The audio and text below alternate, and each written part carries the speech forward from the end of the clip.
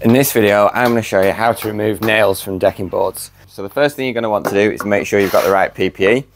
We've got some goggles here, just in case a loose nail goes flying. It's important to wear those, and some ear defenders. Whenever you're hitting a bar or using a bar and a hammer, it can create a quite high pitch frequency that can damage your ears. So always make sure you're wearing ear defenders and goggles whenever you're removing a lot of nails from decking. Now there's a couple of different ways you can remove decking boards and a few different tools to do the job. So I'm just going to show you a few examples here. Now one underlooked method to remove your decking boards is actually to use a punch and punch the nail back through.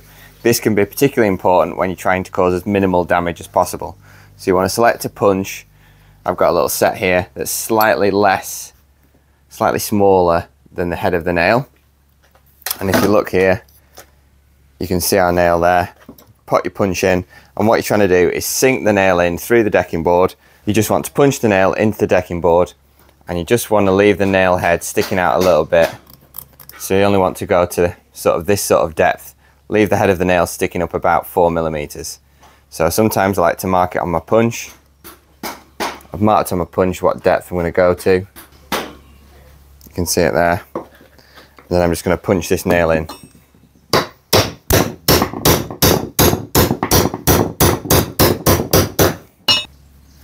And then we do the same on this other nail.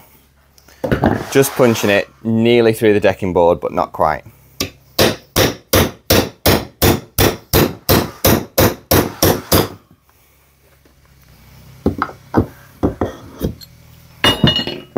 So then when we've punched our nails through, we can lever our decking board off. If you've got access to the board, you can lever it up by hand. If not, take an old chisel. You just want to hammer that under the decking board. That's actually popped off with the old chisel, but once the chisel's under there, give it a lever and it should come off. If you require more leverage, take yourself one of these flat bars. I like this one because it's got a nice flat end. I've never had any problems with it, and it just helps you to lever under the boards. I have used crowbars before with a thicker end, but this one's really good. I think it's called a sumo bar. It's really useful for just sliding under the boards and lifting them up. Then once your board's removed, you've got access to your nails. Because we didn't sink those in fully, we can then get onto them with our claw hammer. Make sure your nails are right in as far back to that V as possible, and always put your weight, if you can, on the head of the claw hammer. You're trying to keep the force applied so that the nail stays in the V of the hammer, and then lever up. And you've removed your nail. And there's our other nail. You can also use your bar for this. Put your bar on the head of the nail.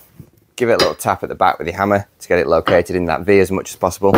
You'll notice that these bars have a thinner bit here, and that's chamfered, so it will actually bite into the steel of the nail to help you pull it out.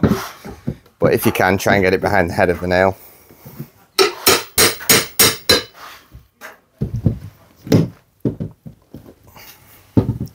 And once you've got your bar in, just lever up and extract your nail.